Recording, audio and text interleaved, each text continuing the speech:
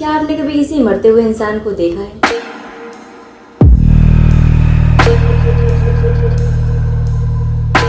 हर एक प्रोडक्ट की manufacturing date होती है।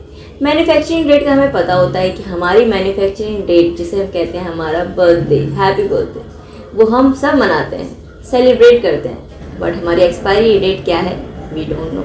लेकिन एक बात तो तय है, मरना तो है ही।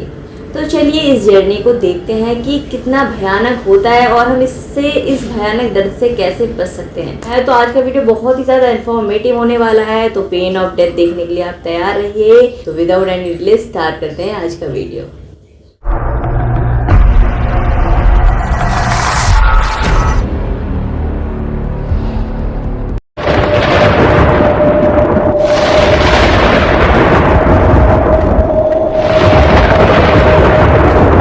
जब व्यक्ति की मृत्यु आती है तो उसे लगता है तीनों लोग शून्य हो गए।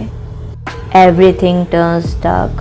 धीरे धीरे उसकी कर्मेंद्रियां, आँख, नाक, कान, हाथ, पैर सब काम करना बंद कर देते हैं। उसके बाद व्यक्ति को ऐसा लगता है कि प्रलय आने वाला है। जिस दुर्गति से बचने का भगवान ने ये मौका दिया था, फिर चूक हो गई, फिर पहुंच गया मृत्यु के द्वार। अब उस समय उसको जितने उसने पाप कर्म किए, भोग भोगे, वो सब एक साथ उसके सामने दिखाई पड़ते हैं।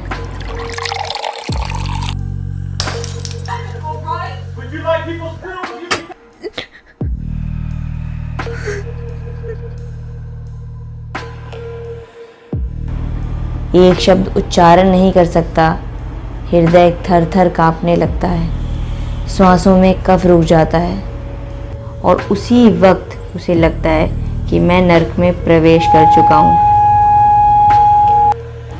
ममता जनित चिंताओं से वो व्याकुल हो उठता है, क्या मेरे जाने के बाद मेरी पत्नी और मेरे बच्चों का क्या होगा।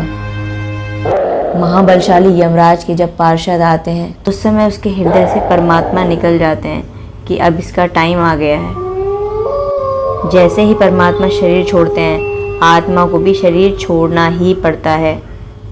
3 लोग आते हैं, भयानक रूप वाले, एक छोटा, एक मीडियम साइज, एक बड़ा, जिनके होंठ नहीं होते, डायरेक्ट दांत होते हैं। आईब्रो से ही बाल शुरू हो जाते हैं। काला शरीर, एकदम लाल आँखें, तो उनके रूप को देखने मात्र से लघु शंका छूट जाती है। इतने भयानक दिखते हैं यमदूत।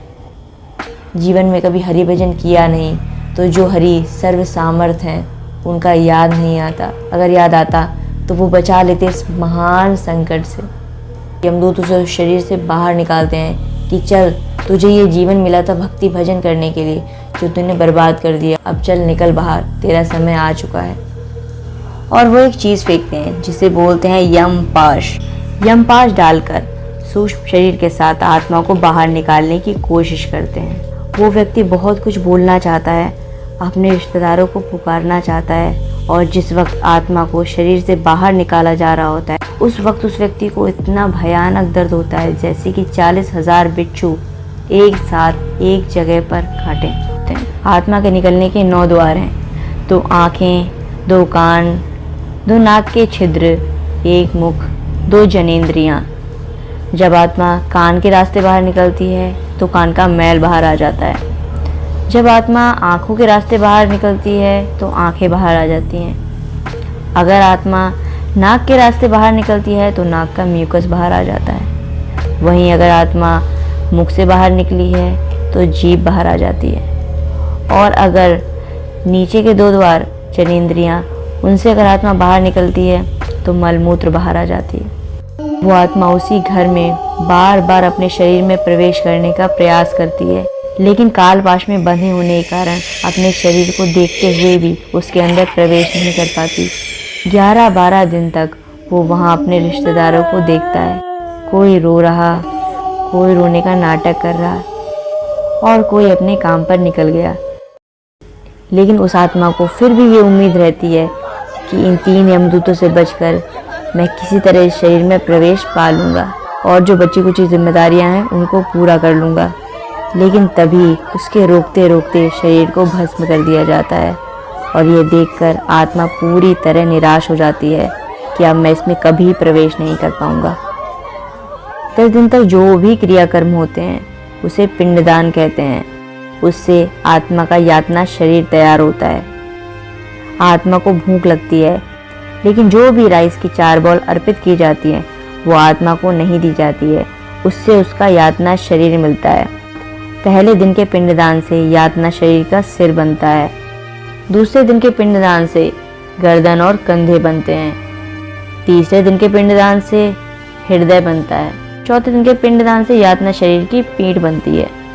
5वें दिन के पिंडदान से धुनी नीचे का हिस्सा बनता है। 6वें दिन के पिंडदान से कूल्हा। 7वें दिन से जांग। 8वें दिन से घुटने। 9वें दिन के पिंडदान से टांग और 10वें दिन यातना शरीर पूरा तैयार हो चुका होता है।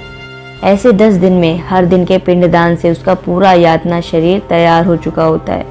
10वें दिन जब यातना शरीर पूरा तैयार हो जाता है उस दिन 10वें दिन होती है शुद्धि और 10 दिन तक उस घर में दिया जलता है। 11वें दिन में वो आत्मा फिर उस यातना शरीर में प्रवेश करती है। तब अब जो राइस की 4 बॉल आती है उसे वो खाने का चांस मिलता है। 12वें दिन भी उसे खाने का चांस मिलता है। 13वें दिन से आत्मा की यमपुरी की आगे की यात्रा शुरू होती है। आत्मा को या तो उच्च लोक में भेजा जाता है या तो निम्न लोक में। उच्च लोक हैं भूवर लोक, स्वर्ग लोक, जनलोक, तपलोक, सत्यलोक जिसे बोलते हैं ब्रह्मलोक। और भूमंडल के नीचे के लोक हैं अतल, वितल, सुतल, तलातल, महातल, रसातल, पाताल और उसके नीचे आते हैं 28 प्रकार के नर्क। पृथ्वी से यमपुरी की दूरी है 10,32,000 किलोमीटर और ये 10,32,000 किलोमीटर आत्मा को पैदल दूरी तय करनी होती है यमपुरी तक पहुंचने के लिए। यमदूत उसे कोड़े से मारते हुए ले जाते हैं, एकदम जानवर की तरह घसीटते हैं। हर दिन आत्मा को 3,000 किलोमीटर चलना पड़ता है। यमपुरी पहुंचने में 348 दिन लगते हैं, मतलब पूरा साल। और तब जाकर आत्मा पहुंचती है यमपुरी और यमपुरी से उसकी आगे की यात्रा शुरू होती है।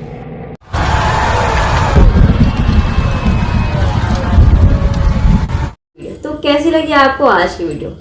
मृत्यु का ये भयानक मंजर देख करके डर लगा ना? तो देखिए, डरने की कोई बात नहीं। अगर आप आजीवन भक्ति करते हैं, भगवान की सेवा करते हैं, इस जीवन को, ये जो ह्यूमन लाइफ आपको मिली हुई है, अगर आप इसको भगवान की सेवा में लगाते हैं तो आखिरी समय में आपको यमदूतों का मुख देखना ही नहीं पड़ेगा। ये जो आप तिलक लगाते हैं, जो कंठी पहनते हैं, यमदूत इसके सामने आने से भी डरते हैं। और जब एक भक्त शरीर छोड़ता है तो यमदूत उसे लेने नहीं आते हैं। उसका डिसीजन यमराज के द्वारा डिसाइड नहीं होता है, उसका डिसीजन ऑलरेडी भगवान डिसाइड कर चुके हैं और वो भगवान के धाम जाता है। स्वयं विष्णु दूत आते हैं उसे भगवान के धाम वापस ले जाने के लिए। तो आपको टेंशन लेने की बिल्कुल ज़रूरत नहीं है। अगर आप भगवान की भक्ति करते हैं तो ये भयानक फेस आपको देखना ही नहीं पड़ेगा। गरुण देव ने एक बार भगवान नारायण से पूछा कि मृत्यु के पश्चात क्या होता है। तो जो उनका संवाद है वो गरुण पुराण के रूप में हमारे सामने आता है। ये फर्स्ट चैप्टर है कि मृत्यु के पश्चात क्या होता है।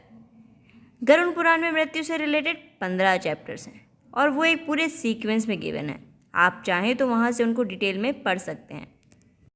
देखिए, जीवन की 4 सबसे बड़ी समस्या है, जन्म, मृत्यु, जरा, व्याधि, जिसमें ऑलरेडी हम पेन ऑफ बर्थ एंड बुढ़ापा शॉर्ट फिल्म ऑलरेडी इस चैनल पर अवेलेबल है। तो अगर अभी तक आपने नहीं देखी है तो आप जाकर के देख सकते हैं।